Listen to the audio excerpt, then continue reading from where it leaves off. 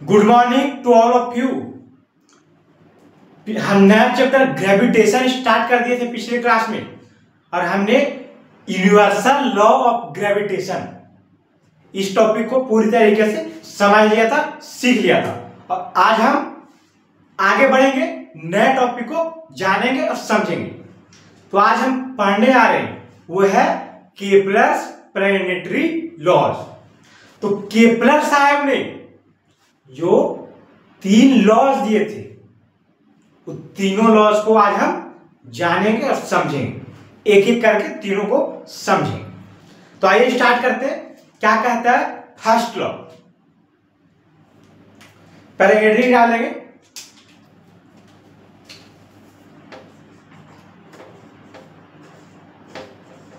Kepler's planetary laws.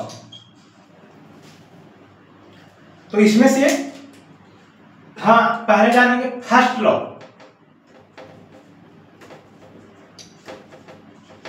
तो first law का पहले हम डिफिनेशन लिख देते हैं, उसके बाद हम उसको डायग्राम से अच्छी तरीके से समझेंगे। तो डिफिनेशन कहता है कि फर्स्ट लॉ को हम क्या करते हैं, तो लॉ ऑफ ऑर्बिट कहा जाता है। लॉ ऑफ ऑर्बिट किसको कहा जाता है? तो फर्स्ट लॉ को कहा जाता है। इसमें कहा जाता है कि planet move in elliptical orbits with sun as a focus. Planet moves with a elliptical orbit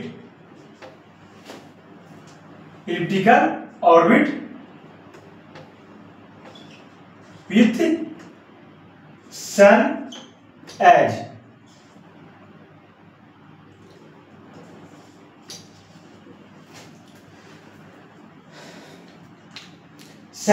focus.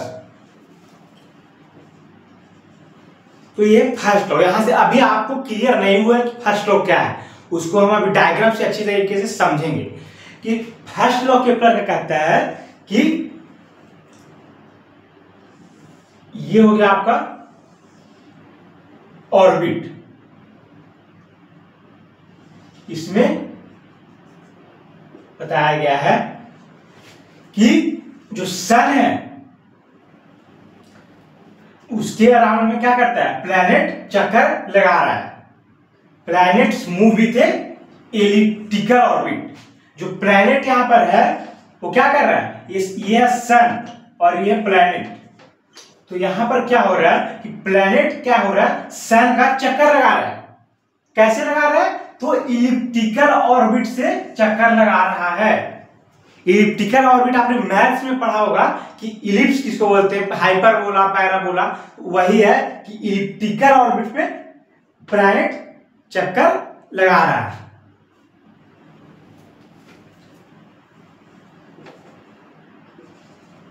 तो इस तरीके से प्लैनेट जो है इलिप्टिकल ऑर्बिट में चक्कर लगा रहा है। और ये क्या है, सन जो है हमेशा इलिप्टिक के फोकस पे रहता है। ये क्या है, सन जो कि फोकस पे है इस इलिप्स की। तो ये आपको अब समझ में आया कि फर्स्ट लॉ क्या कहता है, केपलर लॉ। फर्स्ट लॉ में सिर्फ इतना सा बात ध्यान में रखना है कि सन के अराउंड जो प्लैनेट है वो इलिप्टिकल ऑर्बिट में चक्कर लगा रहा है। आगे बढ़ते सेकेंड लॉ समझते हैं। आगे क्या देखेंगे आपको,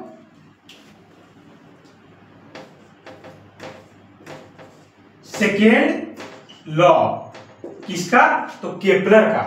वो क्या कहता है, पहले तो हम ये जानना है, उसको डिफिनेशन लिखेंगे, उसके बाद हम एग्जांपल के माध्यम से डायग्राम से उसको अच्छी तरीके से समझेंगे। तो सेकेंड लॉ को लॉ ऑफ एरिया कहा जाता है। तो लॉ ऑफ एरिया क्यों कहा जाता है, क्या कहा जाता है, लॉ ऑफ एरिया। तो यहां पर क्यों कहा जाता है लॉ ऑफ एरिया, क्योंकि the line joining the planet and the sun sweep out the line joining the planet, sweep out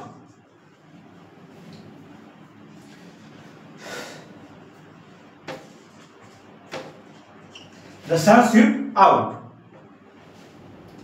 तो यहां पर मेन पॉइंट यहां पर आपको ये समझना है कि लॉ ऑफ एरिया कहा जाता है सेकेंड लॉ। तो इसका मेन कंसेप्ट क्या है जो मैं अभी कहने जा रहा हूं, तो उसको ध्यान से सुनिएगा कि equal area in equal interval of time, equal area in equal interval of time. यहां पर सबसे इंपॉर्टेंट जो है वो यही है कि इक्वल एरिया को इक्वल टाइम इंटरवल में कवर करता है। कौन? तो देखो अब हम इसको डायग्राम से बनाते हैं, डायग्राम से आपको अच्छी तरीके से चीजें क्लियर हो जाएगी, डायग्राम से समझते हैं। तो हम ये जानते हैं कि इतना बड़ा नहीं, थोड़ा छोटा बना देता हूं।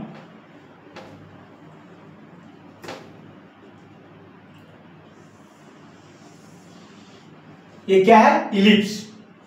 इलिप्स में सन कहां पर है? ये है सन, जो कि इलिप्स के फोकस के पास है। तो यहां पर क्या कर रहा है? यहां पर एक प्लेनेट है।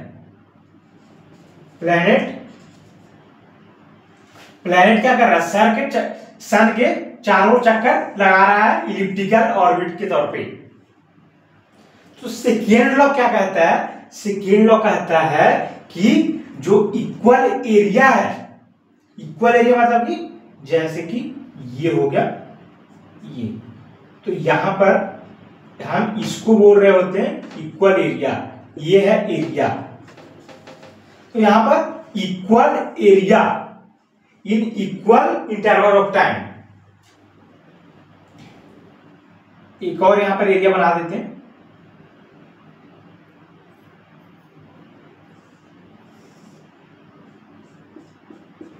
हाँ, ये क्या हो गया? एरिया।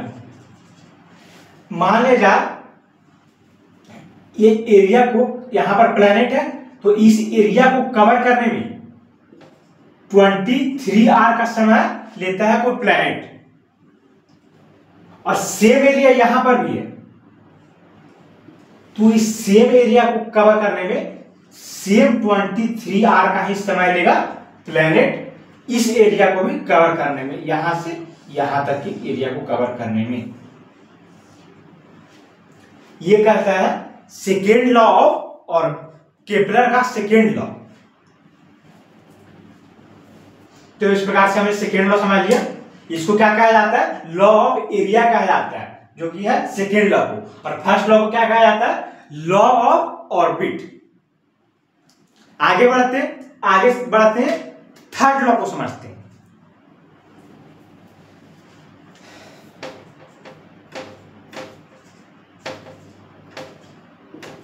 तो थर्ड लॉ जो कि है, पहले नंबर तो आपको ये लिख देता हूं कि थर्ड लॉ होता क्या है। तो थर्ड लॉ का ऑर्बिटल स्पीड जो होता है वो t² directly proportional to r³ है, और बीटल स्पीड जो होता है t² directly proportional to r³।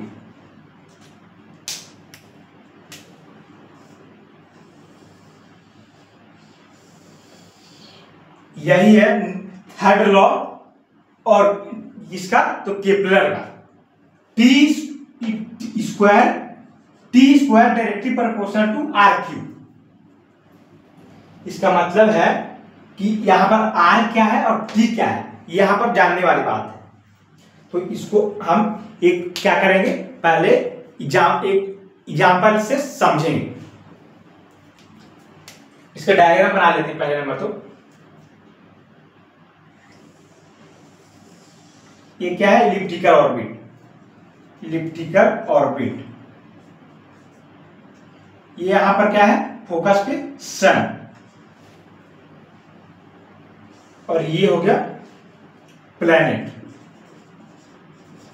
तो इसमें थर्ड लॉ में कह रहा है यहां पर जो आर है वो किसको डिनोट किया गया है, तो ये है ए और ये है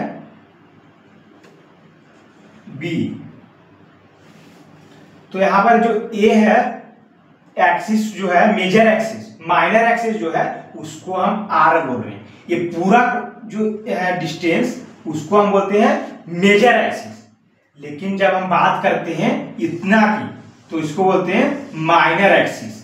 तो ये माइनर एक्सिस क्या है, यहाँ पर माइनर एक्सिस है ए। तो ए को यहाँ पर क्या लिखा गया है, माइनर एक्सिस को आर से रिप्रेजेंट किया गया है जो कि है आर क्यू, और टी क्या है, टाइम इंटरवल्स।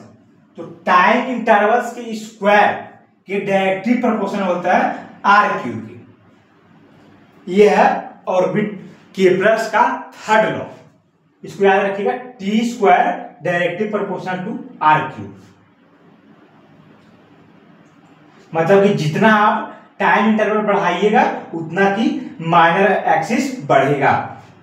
ये कहता है third law of Kepler's planetary laws. तो इस प्रकार से हमने तीनों लॉज को हमने आज समझा है और सीखा है। आप इसको क्या करेंगे, अभी नोट्स बना लेंगे। मैं साइड रहता हूं, वीडियो को आप रोक करके नोट्स बना लें, इसका नोटबुक में नोट्स कर लेंगे इसको।